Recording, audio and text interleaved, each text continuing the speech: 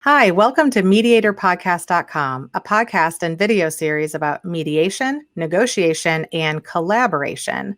My name is Melissa Gragg, and I provide valuation and online mediation services in St. Louis, Missouri. During this episode, we will discuss divorce financing and the price of getting divorced with Nicole Noonan. She is a matrimonial lawyer and divorce funding expert in New York, but funds divorces throughout the U.S. She's actually been crowned the fairy godmother of divorce by the New York Post. She's also been featured in the Huffington Post Women in Business, American Banker, The Economist, Forbes Magazine, Fortune Magazine, and the New York Times. Oh my gosh, welcome. There are actually options for people to afford a divorce and kind of try to take back the power and divorce with dignity, or at least have proper representation. So what are some of the options that people have? Right. So I know from my own practice that something we would suggest if they have not saved up for a rainy day divorce. Most people do not. People save up for a wedding, but not necessarily a divorce. Friends or family. Not an easy ask to say to mom and dad, hey, I need $100,000 so I can get divorced after you paid $20,000 for my wedding 15 years ago. Friends, that's also a difficult ask. People do credit cards. You also have to build up your own credit history. A lot of our clients have not built up their credit history to be able to take out a credit card. You have to make monthly payments and be mindful that if you're looking for a $100,000 line of credit right away, it may not be an option for you.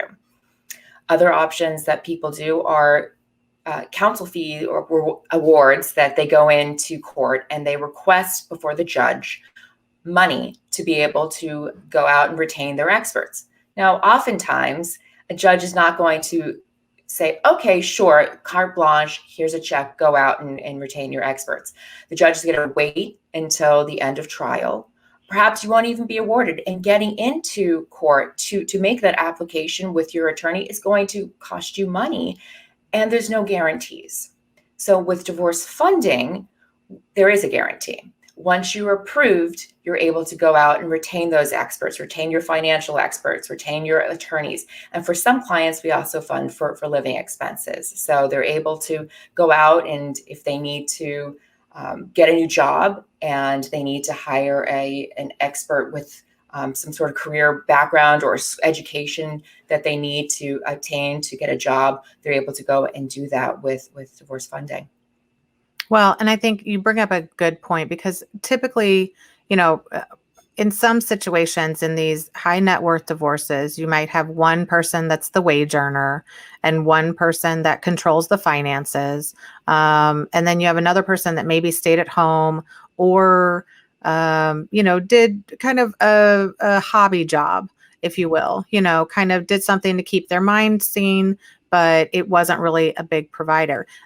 A lot of times, though, we're seeing these divorces that one person just doesn't have access to the credit cards, the bank statements, the accounts.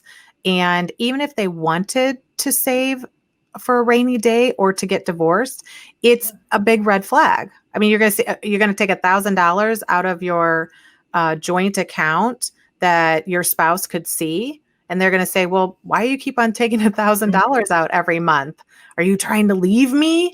I'm sure you've heard stories like that. Absolutely. We've had stories where a woman's purse collection was her divorce fund.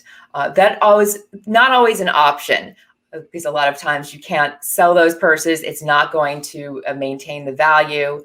We've also have clients that really didn't know. You mentioned that they did not have control. And whether in most marriages, one spouse is the one who handles the bills and the other one controls other portions of whether it's the household chores or whatever it may be.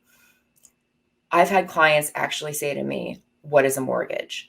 And just had no idea. When I said, what is your mortgage? They said, what is a mortgage? So, financial literacy is something that I could talk about forever, but I do think it's important. And if it's something that you've taken a back seat to, there is options out there. And yes, maybe it's going to cost more money in terms of getting the right financial experts to go back and dig and do tracing if someone's not being forthcoming with documentation as to, what is the equity in something or what is your business evaluation. So it is important to have those experts if you want to get a fair settlement.